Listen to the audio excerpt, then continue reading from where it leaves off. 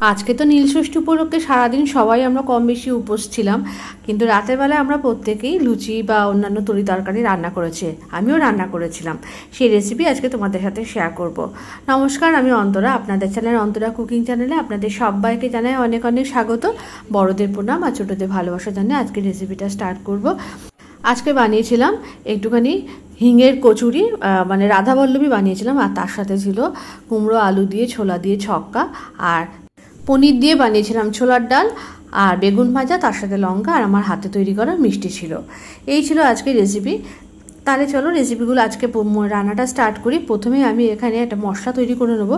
তার জন্য মানে যেটা রাধাবল্লভী বানাবো তাতে দেওয়ার জন্য এখানে 1 চামচ করে ধনে, জিরে, গোটা সবই এগুলো গোটা মশলা, আর দিয়েছি একটু মৌরি, আর ছোট মানে এলাচ দিয়েছি 2-3টে, একটু লং, একটু দারচিনি, আর 2টো শুকনো লঙ্কা দিয়ে খুব ভালো করে আগে এগুলোকে একটু ভেজে নেবো। যখন ভাজা হয়ে গেছে সবশেষে গ্যাসের ফ্লেমটা আস্তে করে এখানে 1 চামচ দিয়ে দিয়েছি কসুরি মেথি দিয়ে খুব ভালো করে ভেজে নিয়েছি। ভেজে নেওয়ার পর একটা আলাদা পাত্রে রেখে দিচ্ছি। এদিকে বেসনটা ভেজে নেবো। এখানে 4 চামচ বেসন নিয়েছি। বেসনটা তোমরা চাইলে না ভাজতেই পারো, তবে বেসনটা ভেজে নিলে কি বেসনে কোনো কাঁচা গন্ধ থাকে না। অনেক সময় কি বেসনে একটা কাঁচা গন্ধ বেরোয়। বেসনটা ভেজে নেওয়ার পর এরপরে এদিকে মশলাটাকে আমি একটুখানি পেস্ট করে নিয়েছি, মানে ড্রাই গুঁড়ো করে নিয়েছি, তবে কিন্তু খুব মিহি গুঁড়ো করিনি, একটু আধ গোটা অবস্থায় রেখে দিয়েছি। ব্যাস, এরপরে কিন্তু আমি প্রথমে ময়দাটাকে মেখে নেবো। এখানে মেজারিং কাপের 1 কাপ দিয়েছি ময়দা, আর 2 কাপ দিয়েছি আটা। ভালো করে ময়াম দিয়ে মেখে নেবো। ময়াম দেওয়ার জন্য এখানে দিয়ে দিয়েছি চিনির গুঁড়ো, তারপরে স্বাদ অনুযায়ী দিয়ে দিয়েছি লবণ, আর একটুখানি জোয়ান হাতে করে ক্রাশ করে দিয়েছি, একটু হিং দিয়েছি, দিয়ে তারপরে অল্প দিয়ে দিয়েছি রিফাইন, মানে যতটুকু প্রয়োজন সেই অনুযায়ী দিয়ে দিয়েছি সাদা তেল। দিয়ে খুব ভালো করে আগে ময়াম দিয়ে নেবো। ময়াম দেওয়ার পর জল দিয়ে ভালো করে মেখে নেব। খুব বেশি সফট বা হার্ড ডো তৈরি করতে হবে না, মোটামুটি একটা নর্মাল ডো তৈরি করে রাখলেই হবে। ভালো করে মেখে নিয়েছি। ভালো করে মেখে নেওয়ার পর এর মধ্যে তেল লাগিয়ে দিয়ে এটাকে ঢাকনা চাপা দিয়ে বেশ অনেকক্ষণ ধরে রেখে দিয়েছি রেস্টে। এই সময় বাকি কাজগুলোকে করে নেব।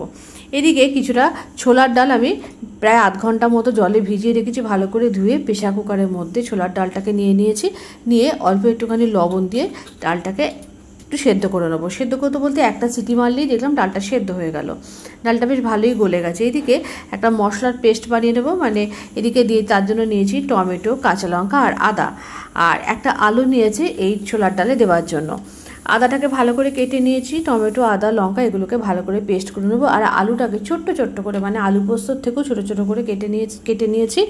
এরকম করে কেটে নিলে কি বেশি বড় বড় করে দিলে ভালো লাগে না। আবার অনেকে আছে একটুখানি সেদ্ধ আলু হাত দিয়ে একটুখানি স্ম্যাশ করে দেয়, সেটাও কিন্তু হয়, সেটাও কিন্তু খেতে খুব ভালো লাগে। এদিকে যে পেস্টটা বানাবো তার জন্য আদা, লঙ্কা আর যে টমেটো নিয়েছে তার থেকে 1.5খানা টমেটো দিয়েছি, আর একটা টমেটো রেখে দিয়েছি, মানে হাফ টমেটো রেখে দিয়েছি। সেই টমেটোটা ভালো করে কুচি করে নিয়েছি। আর এদিকে এই ডালে দেওয়ার জন্য আমি এখানে প্রায় 150 গ্রাম মতো পনির নিয়েছি। পনিরটাকে একদম ছোট ছোট টুকরো করে করে কেটে নিয়েছি। ব্যাস, সমস্ত কিছু কাটাকুটি রেডি করা হয়ে গেছে। এরপরে বেসনটা বানিয়ে নেবো, মানে এই যে রাধাবল্লভীর ভেতরে যে পুরটা বানাবো তার জন্য বেসনটাকে একটা বোলের মধ্যে নিয়েছি। এর মধ্যে দিয়েছি একটু চিনির গুঁড়ো, লবণ, আর ওই যে ভাজা মশলাটা যেটাকে আমি ক্রাশ করে রেখেছি সেই ভাজা মশলাটা দিয়ে দিয়েছি 2-3 চামচ, আর অল্প একটু হলুদ, লবণ দিয়ে অল্প অল্প করে জল দিয়ে একটা ব্যাটার মতো বানিয়ে নেবো। মানে একটু মানে লুজ করেই বানাবো, কিন্তু এটা কিন্তু পরে আবার সেট হয়ে যাবে। এখন মনে হচ্ছে যে একটুখানি হাতে লেগে যাচ্ছে, তা কিন্তু নয়।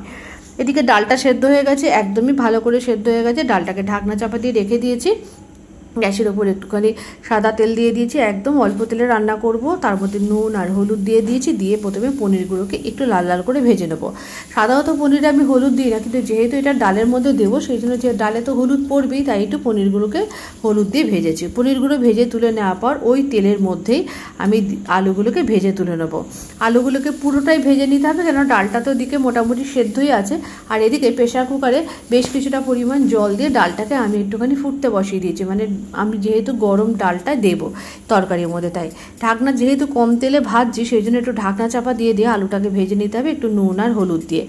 আলুটা কিন্তু বেশ ভালো মতো ভাজা হয়ে গেছে। এরপরে আলুগুলোকে তুলে নিয়েছি, কড়াইতে দিয়ে দিয়েছি ওই তেলের ওপরই খুব সামান্য 1 ফোঁটা সর্ষের তেল দেওয়ার পর এর মধ্যে দিয়ে দিয়েছি 2টো শুকনো লঙ্কা, আর তারপরে দিয়ে দিয়েছি একটুখানি গোটা জিরে দেওয়ার পর ভালো করে ফোড়নটা হয়ে গেলে এর মধ্যে আমি টুকরো করে কেটে রাখা টমেটোটা দিয়ে দিয়েছি। টমেটোটা বেশ ভাজা ভাজা হয়ে আসলে এর মধ্যে আমি দিয়ে দিয়েছি ভেজে রাখা আলুটা। আলুটা দিয়ে দিয়েছি কেন, আলুটা যেটুকু সেদ্ধ হতে বাকি আছে এই কষাতে কষাতেই সেদ্ধ হয়ে যাবে। একটা তেজপাতা দিয়ে দিয়েছি, দেওয়ার পর ভালো করে নাড়াচাড়া করে আলুর সাথে সমস্ত টমেটো ভেজে নেওয়ার পর মশলার পেস্টটা দিয়ে দিয়েছি। এবারে মশলাটা ভালো করে কষে নিতে হবে যেন কাঁচা গন্ধ না থাকে। ভালো করে কষার পর এর মধ্যে দিয়ে দিয়েছি স্বাদ অনুযায়ী নুন, হলুদ দেওয়ার পর ভালো করে হলুদ দিয়েছি, নুনটা এখন দিয়ে দিই কেননা এদিকে পনিরে নুন দিয়েছি, ডাল সেদ্ধতে নুন দিয়েছি, আলু ভাজাতে নুন দিয়েছি, পরে যদি প্রয়োজন হয় নুনটা দেবো। এরপরে এর মধ্যে দিয়ে দিয়েছি টেস্ট ব্যালেন্সের জন্য একটুখানি গুড়ের পাউডার দিয়ে ভালো করে আলুর সাথে মাখিয়ে নিয়েছি। নেওয়ার পর এরপরে সেই মধ্যে ফুটন্ত ডালটা দিয়ে দিয়েছি। ডালটা দিয়ে ওটা খুব বেশিক্ষণ রান্না করার দরকার নেই, 1-2 মিনিট একটুখানি ফুটে গেলে ডালটাকে নামিয়ে দেবো। ডালটা বেশ ফুটে গেলে এর মধ্যে একটু লবণ কম হয়েছিল, লবণ অ্যাড করেছি, একটু ভাজা জিরের গুঁড়ো দিয়েছি। দিয়ে আমি এর মধ্যে কিন্তু কোনো রকম গরম মশলা ব্যবহার করিনি, গরম মশলা ব্যবহার করিনি, এই তেজপাতা আর শুকনো লঙ্কায় যা ফোড়ন দিয়েছি। তারপরে ডালটা ফুটে গেলে তেজপাতাটা তুলে ফেলে দিয়েছি। দেওয়ার পর ডালটাকে ভালো করে একটুখানি ফুটিয়ে নামানোর আগে খুব সামান্য একটা ছোটো চামচের 1 চামচ ঘি দিয়ে ডালটাকে নামিয়ে নিয়েছি এবং ডালটাকে একটুখানি 5 মিনিট মতো একটু স্ট্যান্ডিং মুডে রেখে দিয়েছি। তারপরে বোলের মধ্যে পরিবেশন করে নিয়েছি। এরপরে এদিকে দেখো এই বেসনটা কিন্তু পুরটা কিন্তু একেবারে সেট হয়ে গেছে, আর কিন্তু হাতে লাগছে না। এবারে ছোট্ট ছোট্ট করে এর থেকে নিয়ে একই শেপে সব গোল করে নেবো। এতে হবে কি, প্রত্যেকটা পুর ভরার সময় আলাদা আলাদা করে হাত লাগাতে হবে না। একবারে এই বলগুলো তৈরি করা থাকলে একেবারে লেচির মধ্যে বলগুলো ফটাফট পুড়ে নেওয়া যাবে, এতে কিন্তু কাজে অনেকটা সুবিধা হয়। এরপরে দেখো লেচি কেটে নিয়েছি, প্রত্যেকটা লেচিকে হাত দিয়ে দিয়ে গোল করে নিয়েছি, মাঝখানে একটা করে বল দিয়েছি, ঠিক যেভাবে এরকম মানে টুপির মতো করে নিয়ে মাঝে একটা বল দিয়ে ভালো করে লেচির মুখটা বন্ধ করে এরকম হাত দিয়ে গোল পাকিয়ে নিয়েছি। এইভাবে আমি সমস্ত লেচিগুলোকে গড়ে নিয়েছি। আমি আরও একটা দেখিয়ে দিচ্ছি, আমি জানি তোমরা জানো, কিন্তু অনেকে আছে যারা জানে না, নতুন গৃহিণী, তাদের জন্য আমি আবার দেখিয়ে দিলাম। ভালো করে সমস্ত লেচিগুলো তৈরি করা হয়ে গেছে। লেচিগুলো তৈরি করার পর ওপর থেকে অল্প একটুখানি তেল ছড়িয়ে দিয়ে, কেননা এখন ভাজবো না, একটু পরে ভাজবো, সেই জন্য ভালো করে ঢাকনা চাপা দিয়ে আবার এই কিচেন টাওয়েলটা দিয়ে ভালো করে ঢেকে রেখেছি। এরপরে দেখো প্রায় আধ ঘন্টা বাদে দেখাচ্ছি, ভালো করে লেচিগুলো থেকে এবারে এক এক করে আমি লেচি নিয়ে আমি বেলে ছেঁকে নেবো। একসাথে আমি সব ছেঁকবো না, পরে আমি খানিকটা ছেঁকবো, এখন 3-4টে ছেঁকে তোমাদের দেখাবো। দেখো এরকম প্রথমে বেলে নিতে হবে, আলতো হাতে বেলতে হবে যেন মানে ভেতর থেকে পুর বেরিয়ে না যায়। তারপরে ভালো করে তেলটাকে গরম করে এপিট ওপিট করে ভেজে একেবারে রাধাবল্লভীগুলো ভেজে তুলে নিতে হবে। আর এই মানে রাধাবল্লভীগুলো খেতেও হয়েছিল বেশ একটু মিষ্টি মিষ্টি, এত অপূর্ব খেতে হয়েছিল যে কি বলবো। আজকে রেসিপিগুলো তোমাদের কেমন লাগলো অবশ্যই কিন্তু কমেন্ট করে জানিও। একটু ভিডিওটা বড় হয়ে গেল, কেননা দুটো রেসিপি একটা ভিডিওর মধ্যে দেখিয়েছি। দেখো রাধাবল্লভীটা চারিদিকে কি সুন্দর পুরটা ছড়িয়ে গেছে, আর কি সুন্দর খেতেও হয়েছিল।